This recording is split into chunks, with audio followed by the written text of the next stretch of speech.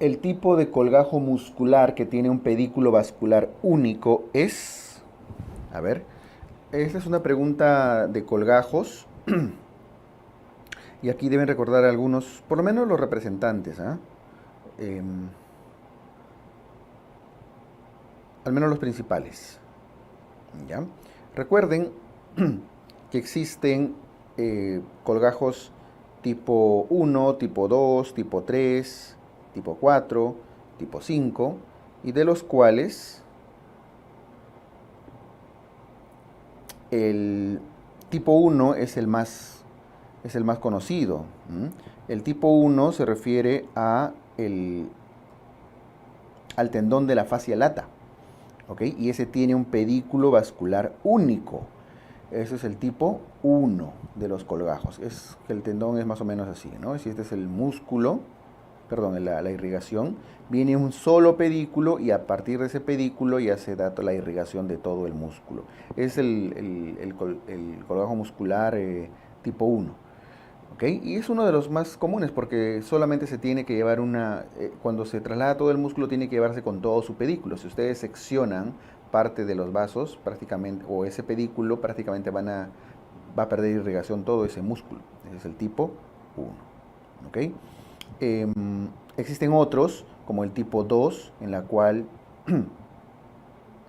en el tipo 2 ya hay pedículos, un pedículo principal, por ejemplo, que es muy común en el gracilis, que es más delgadito. Hay un pedículo principal y algunos secundarios, más chiquititos. Hay otros que tienen pedículos más dominantes, otros que tienen múltiples pedículos pequeñitos, etc. ¿Ok? Pero estos dos son los más comunes. El tensor de la fascia lata, que es un pedículo único, un pedículo dominante único, y el número 2, el tipo 2, se corresponde al músculo gracilis, que son los representantes. ¿Ah? Este gracilis tiene un pedículo dominante, pero además tiene algunos pedículos secundarios o pedículos menores. ¿Ok? Muy bien, son los representantes. El que tiene un pedículo vascular único, el tensor de la fascia lata. Muy bien, solo para que tengan en cuenta, el glúteo mayor tiene un colgajo, el glúteo mayor es tipo 3 y el tipo 4 corresponde al sartorio y el tipo 5 corresponde al músculo dorsal ancho, que ya tienen otros tipos de irrigación, otros tipos de vascularización. ¿Ok? Acuérdense sobre todo de los dos primeros, tipo 1 y 2. ¿Ok? Clave C. En la evaluación inicial del paciente crítico, ¿cuál es el sistema de puntuación que valora la fisiología aguda y no considera el estado crónico del paciente? Si solo valora fisiología aguda, entonces ya no es Apache, porque el Apache valora fisiología aguda en inglés y Chronic Health y salud crónica, ¿no es cierto? Evaluación.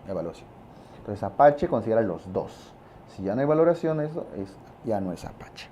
El que considera solo en la evaluación inicial, el otro que forma parte de esto es el SAPS, porque el SOFA, el MITS, el LOTS se usan más que nada para evaluación continua de los pacientes, ¿no? Se pueden repetir. En cambio, como valoración inicial, o es el SAPS o es el Apache, usualmente. Apache, fisiología aguda y salud crónica, en cambio SAPS solamente fisiología aguda. Un score simplificado, ¿no? De fisiología aguda. Entonces, aquí no se considera el estado crónico, ya no puede ser Apache. Solo nos queda la C, el SAPS, dentro de los scores de evaluación. En un lactante de 4 semanas de vida sospechan estenosis hipertrófica de píloro, que es lo primero que tienen que hacer. Ojo que no dice el tratamiento de elección, que siempre va a ser una píloromiotomía. ¿Ok? La conducta inmediata. Cuando hablan de conducta inmediata, hablan de conducta inicial, porque a los pacientes no se les opera de forma inmediata, si es el tratamiento de elección. Pero ojo, si habla de conducta inmediata, aquí es corregir el trastorno hidroelectrolítico. No olviden que esos pacientes, por los vómitos que tienen, están generalmente deshidratados, están con deshidratación, pero además tienen alcalosis. Y es una alcalosis con pérdida de cloro, con pérdida de potasio principalmente. Entonces, se repone líquidos y se corrige la alcalosis, salvo que no la tengan, ¿no? Pero usualmente estos pacientes, sobre todo que ya tienen varios días de vómitos, usualmente requieren una corrección. ¿Ok? Muy bien. Entonces acá no hay que operarlo de forma inmediata. Bicarbonato no, porque el bicarbonato peor va a agravar la alcalosis. La miotomía no se hace de forma inmediata, pero sí es el tratamiento de elección. No tenemos que restringir líquidos, al contrario, reponer líquidos. Aquí lo que aplicaría es corregir la probable alcalosis que pudiera tener. ¿Está bien? Muy bien.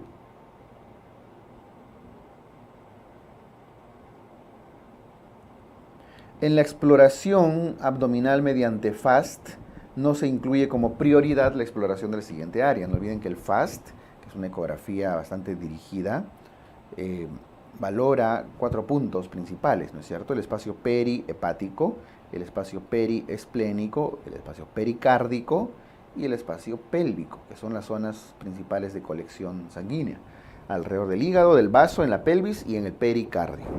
Esos son los 4 puntos: perihepático, periesplénico, pélvico, pericárdico. No se suele explorar de forma prioritaria, al menos, el retroperitoneo, más aún cuando la ecografía tiene limitaciones para explorar esta zona. ¿Está bien? Listo, clave D. Varón de 40 años sufre atropello, está hemodinámicamente estable, tiene frialdad distal y dolor en el abdomen inferior. Líquido libre en regular cantidad en espacio de Morrison. Está hemodinámicamente inestable. Y ya le han hecho la ecografía y tiene líquido en el espacio de Morrison, es decir, debajo del hígado, ¿no? Entre el hígado y el riñón del lado derecho. Se supone que a este paciente ya le hemos pasado volumen, que es lo primero que tendríamos que haber hecho, pero no, las claves no están contemplando eso.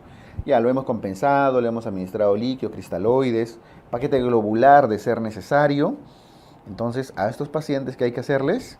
Hay que operarlos, porque se ha demostrado que al haber líquido libre hay correlación clínica con la inestabilidad, tiene que operarse. ¿Quién aplicaría? Si ya han demostrado que encuentran líquido libre y tiene clínica, ya es innecesario una tomografía. Ecografía Doppler menos, paracentesis y lavado, ya si es que tiene ecografía, ya también suele ser ya innecesario. Bien, clave C.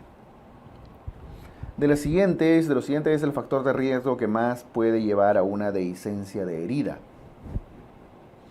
Bien, a una dehiscencia de herida, ¿cuál de estos? Por no haberle hecho profilaxis hay dehiscencia porque las suturas están de mala calidad, porque los bordes no están invertidos, evertidos o lo que fuere.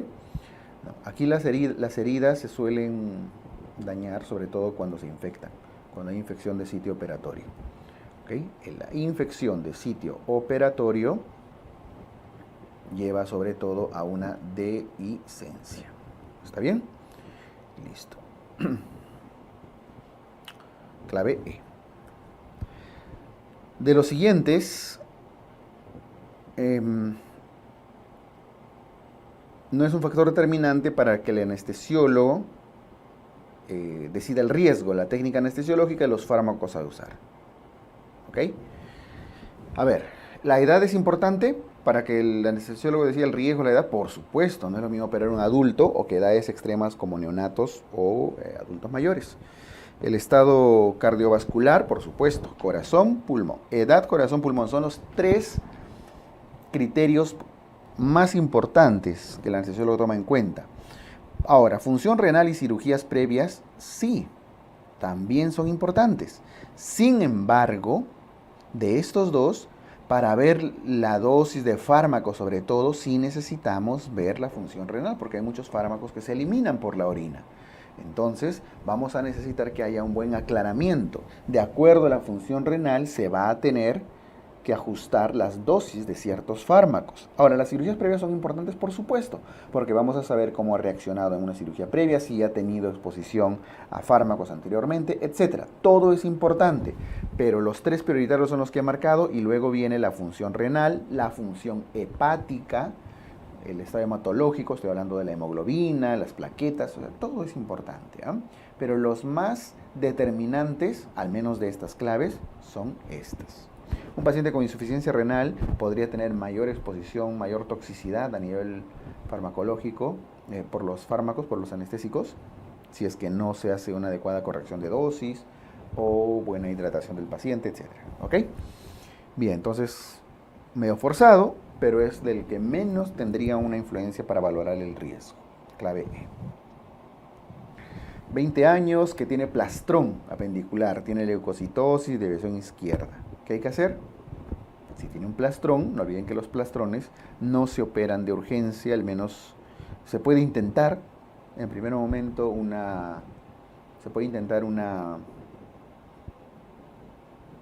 manejo antibiótico terapia.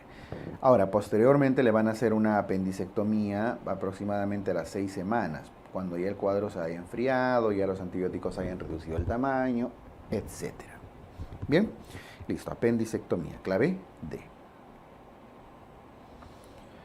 20 años con diagnóstico de apendicitis aguda. ¿Cuál es la alteración fisiopatológica final en la evolución? La apendicitis empieza con una obstrucción de la luz, y una vez que se obstruye la luz viene la obstrucción linfática y venosa, ¿no? Y esa obstrucción se acelera porque ya se va dilatando cada vez más la víscera. ¿Y por qué se dilata? Porque se ha obstruido la luz. Y lo último que ocurre después de la obstrucción linfática o venosa ya viene la obstrucción arterial, porque de la obstrucción arterial ya viene la isquemia visceral, en este caso del apéndice. Clave A. De las siguientes, ¿cuál se considera un factor de riesgo para el desarrollo de adenocarcinoma de esófago distal? Factores de riesgo para cáncer de esófago distal. Hipertensión portal, esofagitis, diabetes, malnutrición, obesidad. Aquí tienen que considerar que el cáncer de esófago distal está más asociado a la esofagitis de Barrett. El esófago, sobre todo el tercio superior, tercio medio, que hace carcinomas de tipo epidermoide, está más asociado al tabaco y al alcohol. En cambio, el tercio distal está más asociado a, que hace más adenocarcinomas, está más asociado a esofagitis de Barrett. ¿Ok? Listo. Ya está. Clave B. El tratamiento definitivo de las atresias de vías biliares, ¿cuál es? Olviden que el tratamiento paliativo temporal corresponde a la